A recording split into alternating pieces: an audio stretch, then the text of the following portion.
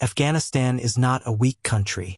It is one of the strongest lands in human history, not because of weapons, not because of technology, but because no empire could ever control it for long. Persians came, Greeks came, Mongols came, British came, Soviets came, Americans came, all of them left. This is why Afghanistan is called the graveyard of empires. Globe showing Europe-Africa geography. Why Afghanistan matters. Afghanistan is located at the heart of Asia. Connects South Asia, India, Pakistan, Central Asia, Uzbekistan, Tajikistan, Middle East, Iran, China. Because of this location, every major empire needed Afghanistan for trade, military routes, control of Asia. But geography was also Afghanistan's greatest weapon. Snow-capped mountains, natural fortress. Afghanistan is covered with Hindu Kush mountains, narrow valleys, harsh deserts. These mountains block large armies, protect local fighters, destroy supply lines. Foreign armies could enter Afghanistan, but they could never fully control it. Earliest humans, 5000 BCE. Archaeological evidence shows that humans lived in Afghanistan over 7,000 years ago. Early people farmed near rivers, raised animals, traded goods. Afghanistan became part of the world's earliest trade networks. Brain Aryans and the name Aryana. Around 2000 BCE, Indo-Aryan tribes migrated into the region. They brought early Indo-European languages, tribal culture, religious ideas. The land was called Aryana, meaning land of the noble people. This is where many Afghan ethnic roots began. Fire early religions. Before Islam, Zoroastrianism, Buddhism, Hindu beliefs. Fire temples and Buddhist monasteries existed across the land. Afghanistan was once a spiritual center, not a battlefield. Compass Afghanistan and trade. Afghanistan controlled routes connecting China, India, Persia, Rome. Goods traded, silk, spices, gold, ideas and religions. This made Afghanistan rich but also a target. Performing arts cultural mix. Bika. Because so many people passed through Afghanistan, cultures mixed, languages evolved, ethnic diversity grew. This is why Afghanistan today has Pashtun, Tajiks, Hazaras, Uzbeks, Turkmen.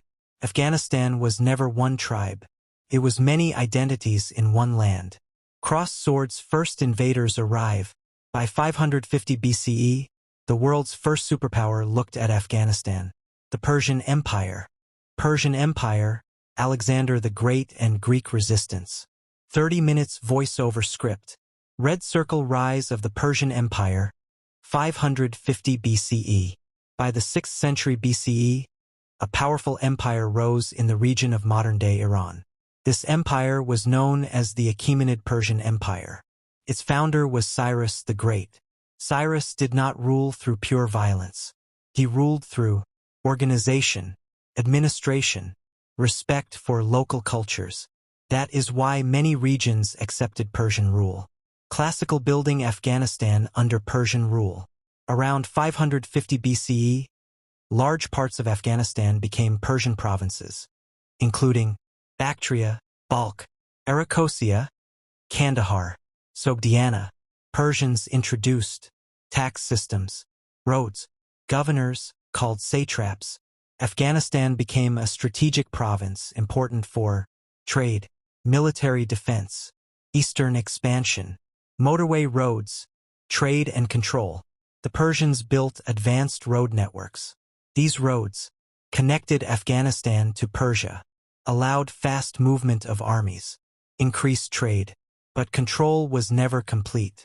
Local tribes obeyed laws, but kept their weapons, and never lost their independence mindset. Cross swords Persian problems in Afghanistan. Afghanistan's geography created problems. Mountains slowed Persian armies. Local rebellions were common. Tribal loyalty was stronger than imperial loyalty. Persia roulait Afghanistan. but never owned the Afghan spirit. Globe showing Europe-Africa, the world changes. 330 BCE. In the West, a new power was rising. A young king from Macedonia, Alexander III, later known as backhand index pointing right Alexander the Great. After defeating Persia's main army, Alexander turned east. His next target, Afghanistan. Poignard Alexander invade Afghanistan, 330 BCE. Alexander expected an easy victory. He was wrong. Afghanistan became one of the hardest campaigns of his life. Why? Guerrilla warfare, mountain ambushes, tribal resistance. Afghans did not fight like Persian armies. They fought like shadows. Snow-capped mountain war in the mountains. Alexander's soldiers were trained for open battles, used heavy armor, depended on supply lines. Afghans, attacked from mountains, disappeared into valleys, cut off supplies. This was one of the earliest examples of guerrilla warfare in history. Cityscape Greek cities in Afghanistan. Despite resistance, Alexander founded cities to control the region. Alexandria Arachosia, Kandahar, Alexandria of the Caucasus near Kabul. These cities spread Greek culture, introduced Greek architecture, became military bases, but outside city walls, Greek control was weak. Red Heart Roxana and local alliances.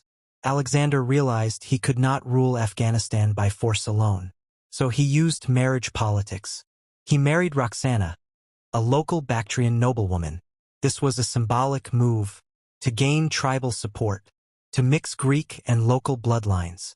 But resistance still continued. Crâneo sans croix Afghanistan break Alexander. Alexander spent over 3 years fighting in Afghanistan. His army was exhausted, lost morale, faced constant attacks. Afghanistan slowed Alexander more than any other region. Even though he moved on to India, Afghanistan left deep scars. Coffin after Alexander's death. 323 BCE. Alexander died young at age 32. His empire collapsed. Afghanistan was divided among Greek generals, Seleucids, local rulers. Greek influence survived, but Greek control did not. DNA Greek legacy in Afghanistan. Even after Greek rule ended, their influence remained.